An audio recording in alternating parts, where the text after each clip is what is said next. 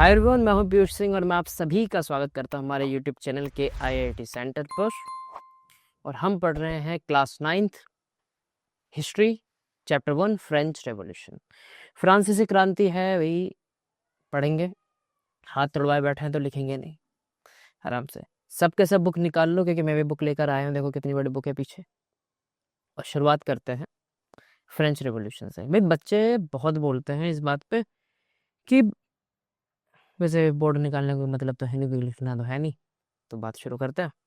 तो भी बात यह है कि बच्चे बोलते हैं कि हम तो ठहरे हिंदुस्तानी हैं, फ्रेंच रेवोल्यूशन पढ़ने का क्या मतलब है। देखो भी, फ्रेंच रेवोल्यूशन पढ़ने का एक मेन मोटिव ये हो जाता है क्योंकि 1789 में जब ये रेवोल्यूशन हुआ था, ये दुनिया में पहला ऐसा रेवोल्यूशन था जब लोगों ने एक साथ मिलकर राज्य के खिलाफ किया और मोनार्की उखाड़ फेंकी। तो ये पहला था, ये पहला ऐसा रेवोल्यूशन था जिसने आसपास की कंट्रीज को भी इंस्पायर किया था। ये ठीक है, अगर आप कभी गूगल करें first revolution for the democracy, तो भाई सबसे पहले फ्रेंच रेवोल्यूशन ही आता है। ठीक है, और फिर उसके बाद तो हमें पता ही है, फिर काफ़ी सारे कंट्रीज धीरे धीरे आज़ाद होते चले गए। खैर, हमें तो चैप्टर पे फोकस करना है, तो फ्रेंच रेवोल्यूशन क्या सीन था, क्या बातें थी, वो सारी बातें पढ़ते हैं। ठीक है, तो ये पीछे टॉपिक दिख रहा है, पेज निकाल लो और काम शुरू करते हैं ना। सब कुछ क्लियर दिख रहा होगा। तो ये फ्रेंच रेवोल्यूशन में एक डेट बड़ी फेमस है, बहुत इंपॉर्टेंट, बार बार उसका नाम है, वो है 14 जुलाई, 14 जुलाई 1789। कौन सी है? 14 जुलाई 1789। मैं ये सर्कल कर देता हूँ, समझ में आएगी। ये 14 जुलाई 1789। ऐसा कहते हैं कि भाई उस दिन कुछ ऐसा हुआ जो पहले ही हो जाना चाहिए था। अब क्या हुआ था, आपकी बुक में जो लिखा है वो कुछ ऐसा है कि एक र्यूमर फैला था। र्यूमर ऐसा फैला था कि भाई जो राजा है वो पेरिस की तरफ उसने अपने सैनिक भेज दिए, जो कि भेजे भी थे। वो लोगों पर गोलियां चलवाने वाला है, ठीक है, दसियों काम मौत करवाने वाला है, किसानों की फसलों में आग लगा देगा। और ऐसी पैनिक सिचुएशन क्रिएट हुई, और फिर उसके बाद लोगों ने जो किया फिर वो हमारे सामने ही है। लोगों ने मारपीट करी और एक रेवोल्यूशन की वहां से शुरुआत हुई। देखो भाई, बात ऐसी है कि जरा से र्यूमर से, है ना, जरा से र्यूमर से तो कोई बंदा इतना पैनिक नहीं होता। कुछ ना कुछ तो बात ऐसी रही होगी, क्योंकि जब इतनी वायलेंट सिचुएशन बनती है, क्योंकि बहुत बड़ा वायलेंस हुआ था उस दिन, ठीक है, क्योंकि लोगों के हाथ हत्ते जो बंदा चढ़ा उन्होंने उसे पीटा। तो लोग मतलब पहले से किसी ना किसी बात से किलसे हुए थे। तो अब शुरुआत में चलते हैं और देखते हैं कि फ्रांस का सोशल स्ट्रक्चर क्या था, लोगों को किस बात से दिक्कत है, वो सारी बातें समझते हैं। तो ध्यान दो। देखो भाई, पहला टॉपिक है आपका French society during late 18th century. ये 18th सेंचुरी की बात चल रही है, मतलब 1700 से 1800 के बीच की बात है। और ये जो वक्त है 1774, तब वहां पर एक 20 साल का बंदा राजा बनता है जिसका नाम था लुइस 16। और वो एक ऑस्ट्रियन प्रिंसेस मैरी एंटोइनेट से शादी करता है, सिंहासन संभालते हैं। बट ये बात थी कि जब वो सिंहासन संभालते हैं तो उस समय पर जो फ्रांस का खजाना था वो खाली पड़ा हुआ था, क्योंकि उस समय फ्रांस कई युद्ध लड़ रहा था, उसने काफी सारे वॉर लड़े थे। ठीक है, और अमेरिका और फ्रांस का एक कॉमन दुश्मन था, वो था ब्रिटेन, ठीक है, इंग्लैंड, यूके। तो उससे भी अमेरिकन कॉलोनीज को फ्रांस ने आज़ाद करवाया था। तो जिसके चलते अब युद्ध होता है तो भैया खर्चा भी बहुत होता है, तो खर्चा भी हुआ था अच्छे से, तो ये वाली बात थी। तो मिला जुला के तो खजाना बिल्कुल खाली था। फिर उसके बाद कंट्री को मेंटेन करना, कंट्री में क्या, आर्मी को मेंटेन करना, प्लस वर्सेल्स के महल बहुत बार बार सुनने को आएंगे। वर्सेल्स क्या होते हैं भाई? महल है, मतलब एक महल नहीं होता, ये कई सारे महल होता है और बहुत बड़े बड़े महल होते हैं। तो उसकी भी एक लग्जरियस लाइफ थी, क्योंकि राजा खुद लग्जरी लाइफ जी रहा था। ठीक है, महल को मेंटेन करना और उनके जो रोजमर्रा में खर्चे होते थे वो भी बड़े बड़े होते थे। तो राजा की लग्जरियस लाइफ में भी अच्छा खासा खर्चा हो रहा था। ठीक है, दिक्कत इस बात से नहीं थी, राजा है, लग्जरियस लाइफ जिए, ऑफ कोर्स राजा के घर में पैदा हुए हो तुम, बढ़िया है, जीना भी चाहिए। समस्या थी, एक दिक्कत यहाँ थी कि ये जो सोशल स्ट्रक्चर है, अब भैया इसमें क्या दिक्कत है? फ्रांस का सोशल स्ट्रक्चर, मतलब फ्रांस के जो लोग थे वो 3 स्टेट में बटे हुए थे, फर्स्ट स्टेट, सेकंड स्टेट और थर्ड स्टेट। फर्स्ट स्टेट के अंदर क्लर्जी आते थे, जो रिलीजन रिचुअल्स करते थे, जो पूजा पाठ करते थे, जैसे हमारे यहाँ पर पुजारी हो जाते हैं, पंडित जी हो जाते हैं, और क्लर्जी चर्च के पिताजी, चर्च के फादर। फिर उसके बाद आते थे सेकंड स्टेट में नोबिलिटी। नोबिलिटी मतलब राजा से जुड़े, राजा के संबंधी, सगे संबंधी, राजा के रिश्तेदार, वो लोग जो राजा के आसपास रहते हैं, राजा के यहाँ पर काम करते हैं। ठीक है, मतलब राजा के यहाँ पर काम करने वाले नौकर चाकरों की बात नहीं कर रहा हूँ मैं बात कर रहा हूँ राजा के जो मंत्री संतरी हो गए, मैं उनकी बात कर रहा हूँ। तो वो लोग थे, कमांडर्स हो, वो नोबल्स में आते हैं, उनकी नोबिलिटी होती थी। इन लोगों को कुछ जन्म सिद्ध अधिकार प्राप्त थे। ठीक है, कुछ बर्थ प्रिविलेजेस। बर्थ प्रिविलेजेस बोले तो कि पहला तो एक यही था कि जब टैक्स भरने की बात आएगी जब भी, तो टैक्स कभी भी फर्स्ट और स्टेट के लोग नहीं भरेंगे, फर्स्ट और सेकंड स्टेट के लोग नहीं भरेंगे, केवल थर्ड स्टेट के ही लोग टैक्स भरा करते थे। और ये सबसे बड़ी समस्या थी, क्योंकि जो कि खजाना खाली हो गया है और फ्रांस में लगातार महंगाई बढ़ रही थी, और जब ब्रेड वगैरह के प्राइसेस बढ़ रहे थे, तो उसका सीधा सीधा बर्डन किस पे पड़ रहा था? थर्ड स्टेट के लोगों पे पड़ रहा था। क्योंकि जब ये महंगाई बढ़ती है तो टैक्स के नाम पर बढ़ाई जाती है। जब टैक्स के नाम पे बढ़ेगी महंगाई, तो थर्ड स्टेट के लोग ही टैक्स भरा करते। तो समस्या ये थी कि राजा केवल थर्ड स्टेट के लोगों से ही टैक्स लिया करता था। थर्ड स्टेट में कौन आते थे भाई? थर्ड स्टेट में बिजनेसमैन आते थे, मर्चेंट्स आते थे, पीसेंट्स और लेबर्स आते थे। मतलब क्लर्जी और नोबिलिटी को छोड़कर, मतलब जिनका दूर दूर से कनेक्शन चर्च से नहीं है, राजा महाराजाओं से नहीं है, वो जो बच गए, जो प्रोफेशनल्स हैं, ठीक है, जो अपना काम करता है, जो जॉब्स करता है, वो सारे के सारे किस में आ गए? थर्ड स्टेट में आ गए। मतलब राजा और चर्च से हटाकर जितने भी बंदे बचते हैं वो सब इसमें आते हैं। ये चीज़ थी। तो ये स्ट्रक्चर समझ में आया। एक तो ये पंगा था। अब ये टैक्स का ऐसा क्या सीन है भाई? जो टैक्स थे, राजा 3 प्रकार के टैक्स लगाता था लोगों पर, जिसे हम एक कहते हैं टाइथ, फिर एक टाइल, लिखा भी है, देखो मैं हट जाता हूँ, ये देखो, अरे ये टाइथ लिखा है इधर, इसके नीचे टाइल है, वो दिख नहीं रहा होगा क्योंकि नीचे ये ऑप्शन आ रहा है। मैं बता देता हूँ, टाइथ, TITHE, टाइथ। टाइथ बेटा वो टैक्स होता था जो लोग चर्च को देते थे डायरेक्ट, धर्म के नाम का। फिर होता था टाइल, जो राजा को डायरेक्ट भरा जाता था, नोबल्स को या फिर राजा को डायरेक्ट स्टेट को ये टैक्स दिया जाता था। तो पहला था टाइथ, जो चर्च को भरना पड़ता था, थर्ड स्टेट वालों को ही, और सेकंड वाला किसे भरना पड़ता था? सीधे स्टेट को, ठीक है, राजा को। फिर एक टैक्स जो था वो नॉन इनडायरेक्ट टैक्स होता था। वो डायरेक्ट नहीं लिया जाता था टैक्स। वो किस तरीके से? अगर कोई आप सामान खरीद रहे हो तो उसके ऊपर टैक्स लगा होता था, जिससे कीमत बढ़ जाती थी चीज़ की, और फिर वह चीज़ महंगी खरीदनी पड़ती थी। तो ये 3 तरह के टैक्स लग गए। और इन 3 तरह के टैक्स के नीचे कौन खत्म हो रहा था? थर्ड स्टेट के लोग खत्म हो रहे थे, मिला जुला के। बस बात इतनी सी थी, ठीक है। मगर बात ये थी कि थर्ड स्टेट वालों ने कभी भी, क्या कहते हैं, थर्ड स्टेट वालों ने कभी भी ऑब्जेक्शन शुरुआत में नहीं किया था, लेकिन धीरे धीरे लोगों का गुस्सा बढ़ता गया। वो क्यों बढ़ता गया मैं बताता हूँ। पहले थोड़ी सी चीज़ें और समझ लो। फ्रांस में सीन क्या था, मैंने तुम्हें बताया, लुइस 16 20 साल की एज में बैठा था गद्दी पे। और फिर उसके बाद मैंने तुम्हें काफ़ी सारे अमेरिकन कॉलोनीज, युद्ध वगैरह के बारे में बताया। हाँ, देश उस समय कर्जे में भी चल रहा था, क्योंकि लगभग 2 बिलियन, 2 बिलियन लिवरेज एक करेंसी है फ्रांस की, तो उसका भी कर्जा हो रखा था। और प्लस में जो और भी देशों से उसने कर्जा ले रखा था, तो वो भी था। फिर उसके साथ कंट्री वगैरह को भी मैनेज करना, लग्जरियस लाइफ भी तो जीनी है, तो ऐसी चीज़ें होती थी। तो उन सबको मिला जुला कर काफ़ी ज़्यादा, मतलब हालत खस्ता ही चल रही थी पैसों के मामले में, अगर देखी जाए तो। ये सारी चीज़ें चल रही थी, वक्त बीतता गया, चीज़ें बढ़ती गई। हाँ, एक चीज़ और समझिए कि जो फ्रांस था, वहाँ पर मैक्सिमम टू मैक्सिमम जो लोग थे, ध्यान दीजिएगा कि French society was organized peace and made up of 90% of the population. क्या मतलब हुआ इसका बेटा? इसका मतलब ये हुआ कि फ्रांस के अंदर जितने भी लोग रहते थे, उसके 90% लोग फार्मर्स थे। लेकिन फार्मर्स से इसका मतलब ये नहीं वो जमींदार हो गए, नहीं, जमीनें नहीं थी उनके पास, वो रेंट पर जमीन लेकर खेती करते थे और इस पर अपना अनाज उगाते थे। अब जितनी भी पॉपुलेशन, उसके 90% किसान है, हटा दो। अब जितनी भी जमीन थी फ्रांस पर, ठीक है, जितनी उस बर्बन एम्पायर में, बर्बन डायनेस्टी में जितनी भी जमीन थी, उसकी 60%, मतलब 60% जमीन क्लर्जी और नोबल्स के नीचे थी, ठीक है। बाकी बचा 40% में ही वो जो थर्ड स्टेट के लोग रहते भी थे, खाते पीते वहीं पे थे।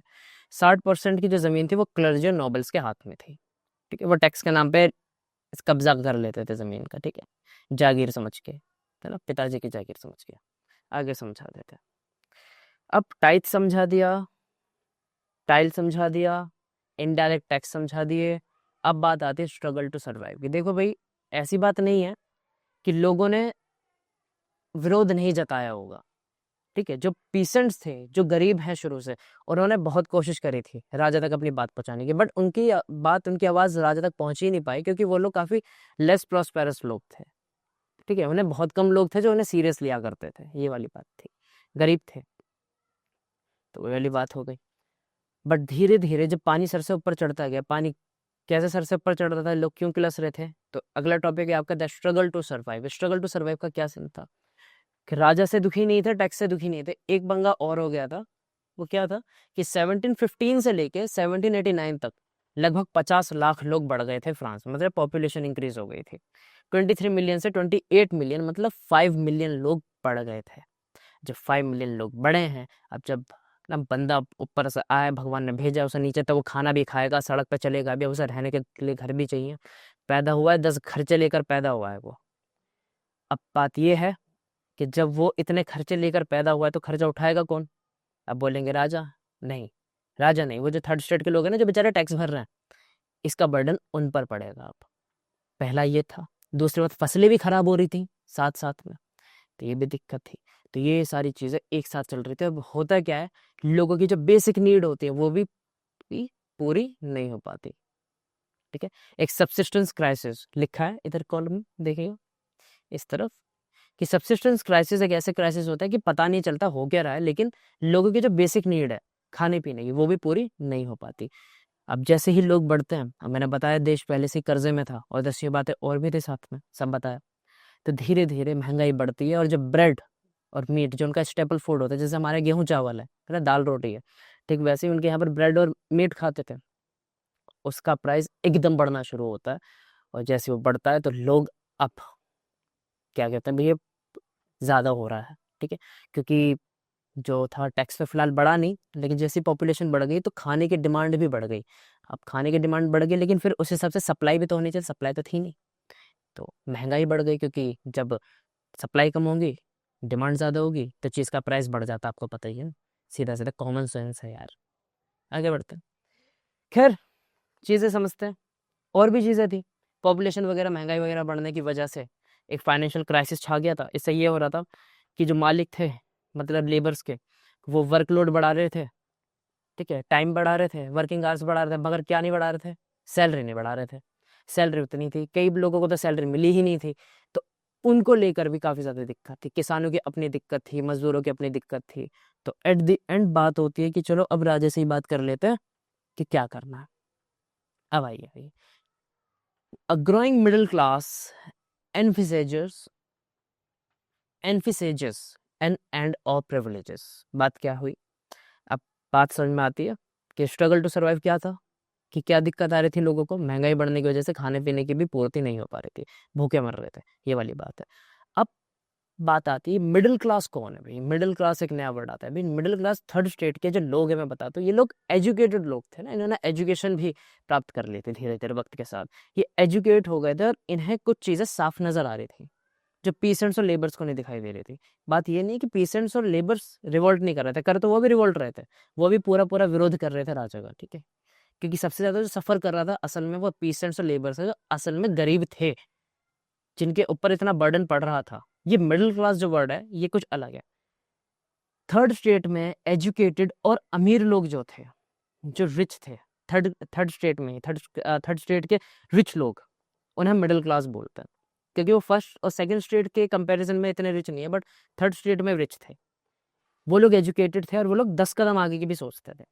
अब बात ठीक है, ध्यान दो कि 18 सेंचुरी विटनेस करती है इस बात को कि उस समय हुआ क्या था। मैं बताता हूँ हुआ क्या था। देखो भाई, रिवॉल्ट की बात होती है कि एक काम करते हैं, या तो राजा से मिलने चलते हैं, या फिर बात होगी अब कुछ और बात करते हैं। होता क्या है, अब ध्यान से सुनते जाना, होता क्या है। पीसेंट्स और फार्मर्स, ये लोग रिवॉल्ट कर रहे थे। ये लोग चाहते थे कि कैसे भी करके महंगाई कम कर दी जाए और खाने की पूर्ति कर दी जाए। पहली बात ये थी। लेकिन जो मिडिल क्लास लोग थे, ये जो कुछ अलग थे, ठीक है, इनका दिमाग थोड़ा और आगे को चल रहा था। उनका ये मानना था कि जो प्रिविलेज दे रखा है फर्स्ट और सेकंड स्टेट को, अगर ये हटा दिया जाए तो देश की कई समस्याएं हल हो जाएंगी। मतलब बात तो सही है, क्योंकि अगर देखा जाए तो टैक्स तो थर्ड स्टेट वाले भरते हैं, और जब टैक्स थर्ड स्टेट वाले भरते हैं तो 10 ये बातें और होंगी, ये वाली बातें बढ़ती हैं। तो थर्ड स्टेट के लोग टैक्स भरा करते थे, और टैक्स भरने के लिए फर्स्ट और सेकंड स्टेट लोग टैक्स नहीं भरते थे। ये सारी बातें फिर एक साथ जॉइंट होते जाती हैं, और एट द एंड बात ये निकलती है कि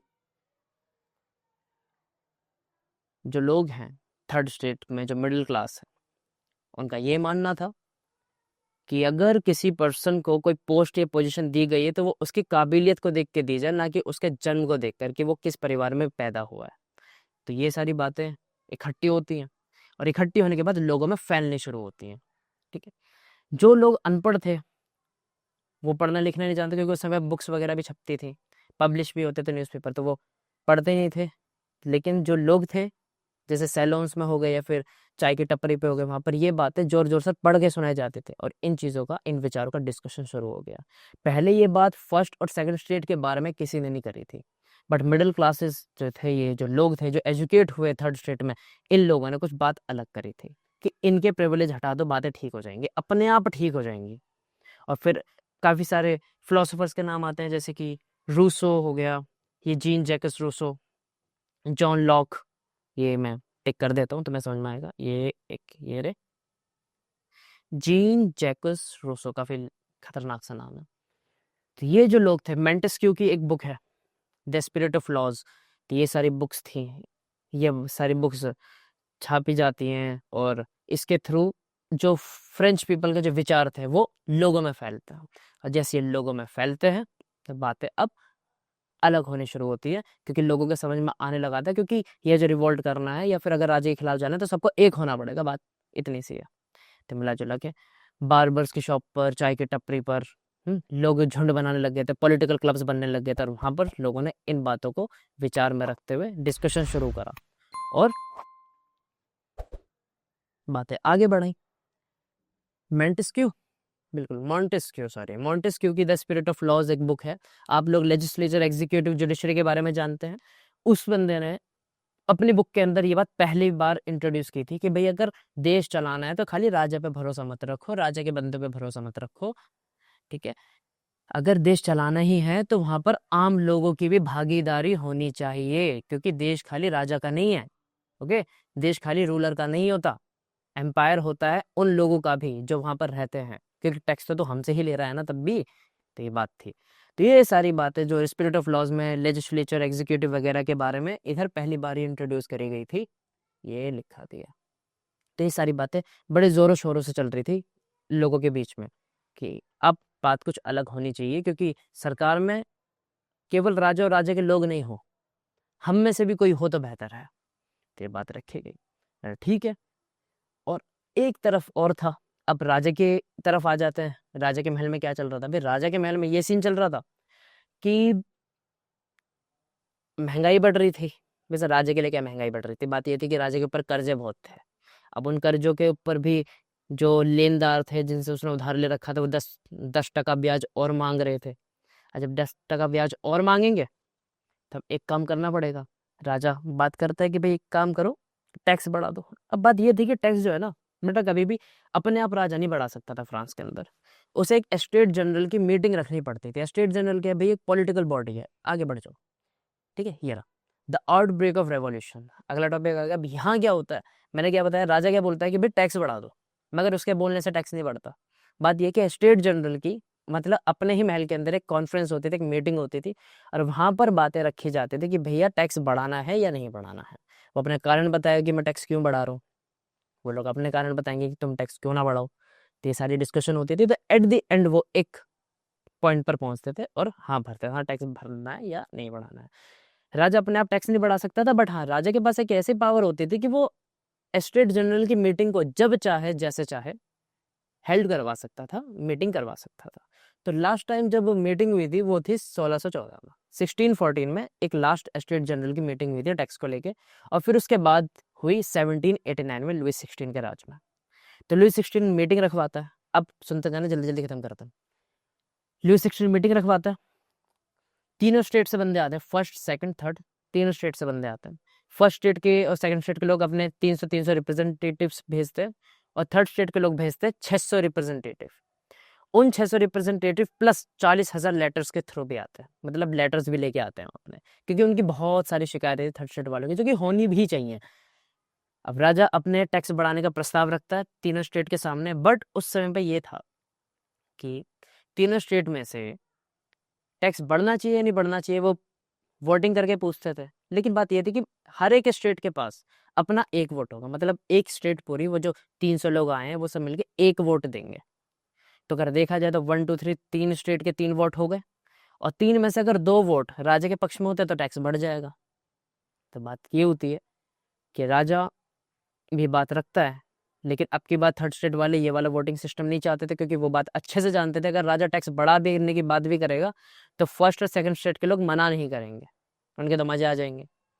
और 3 में से अगर 2 वोट राजा के पास चले गए तो टैक्स बढ़ जाएगा। ये बात सीधी सीधी थी, सीधा सीधा गणित था, दिखाई दे रहा है। तो क्या करते हैं थर्ड स्टेट वाले, बोलते हैं कि भाई ऐसे वोटिंग मत करो, आप इंडिविजुअल वोटिंग करवा लो, ठीक है, सबसे इंडिविजुअल वोटिंग करवा लो, पता चल जाएगा कौन क्या चाह रहा है।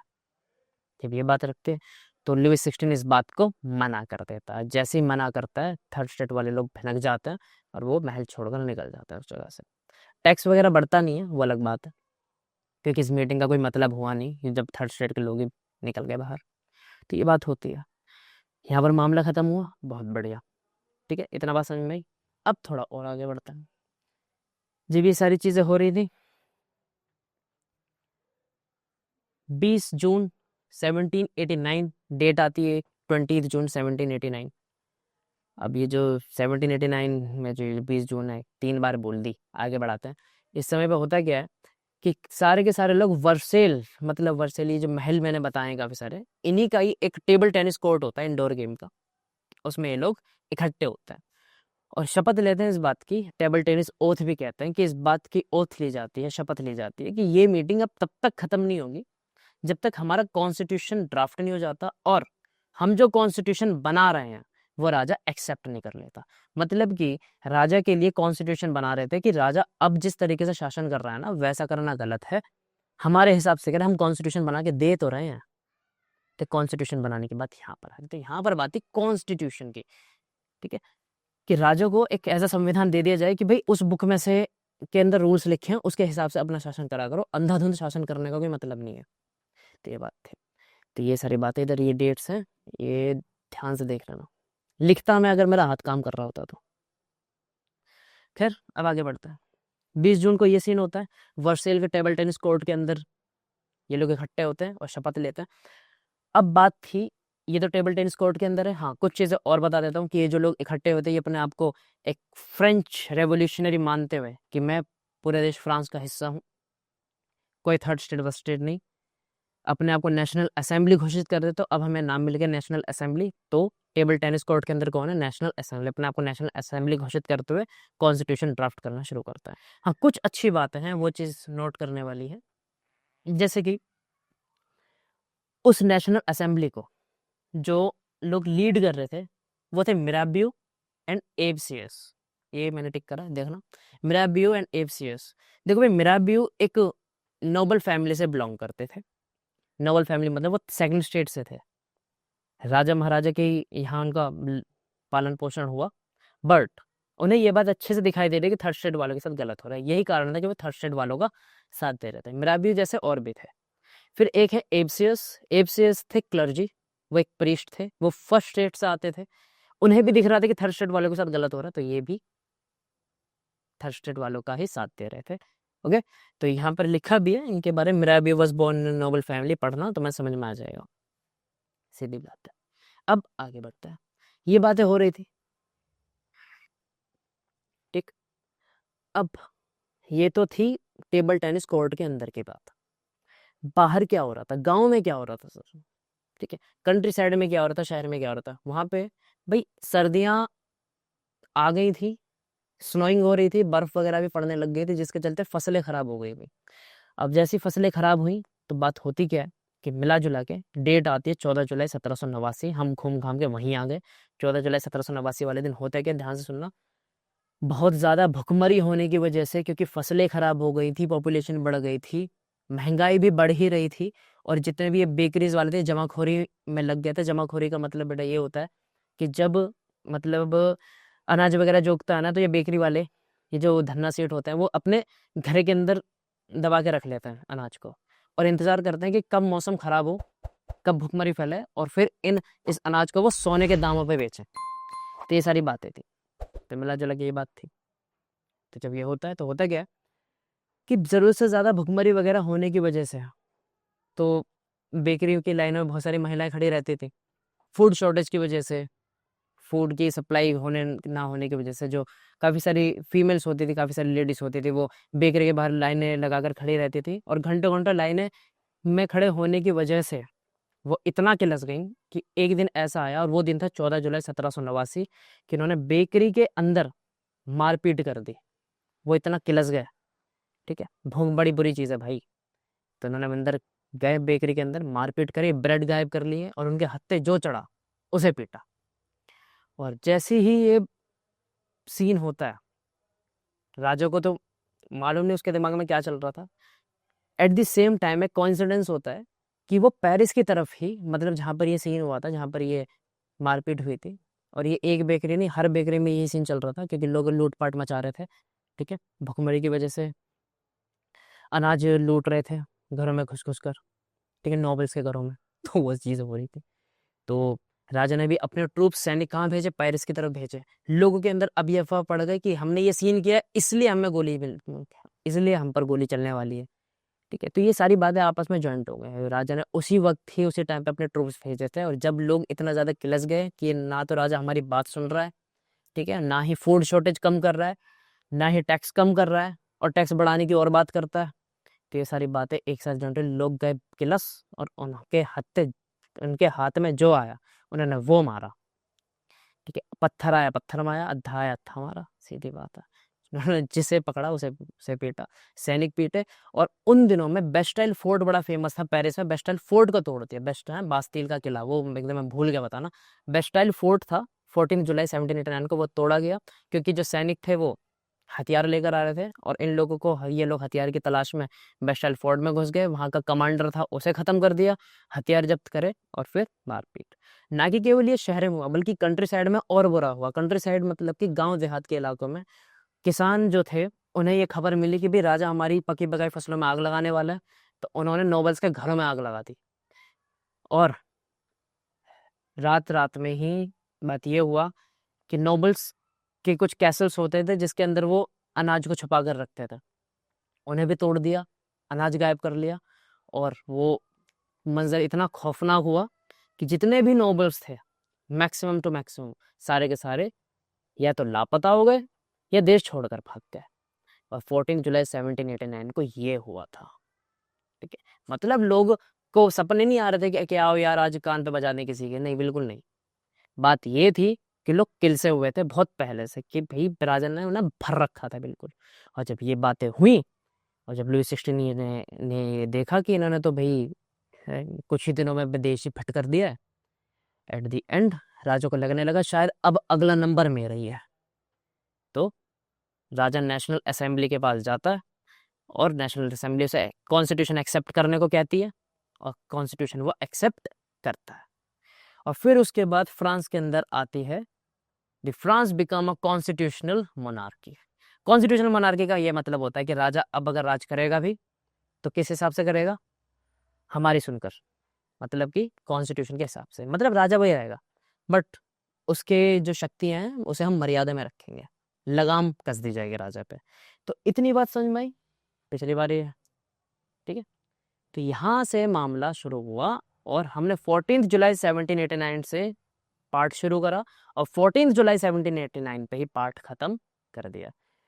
कुछ आर्टिकल्स हैं इसमें, अच्छे से पढ़ लेना, बाकी क्या मौज करो। ओके, चलिए, चैनल को सब्सक्राइब करना ना भूलें, बेल आइकन को प्रेस करना ना भूलें, ताकि आपको नोटिफिकेशन आती रहे ऐसे केसेस और ऐसे स्टडीज़, ऐसे लेसन्स पढ़ने के लिए ना, समझने के लिए, नई चीज़ें जानने के लिए हमसे जुड़े रहिए KIT सेंटर से। नमस्कार।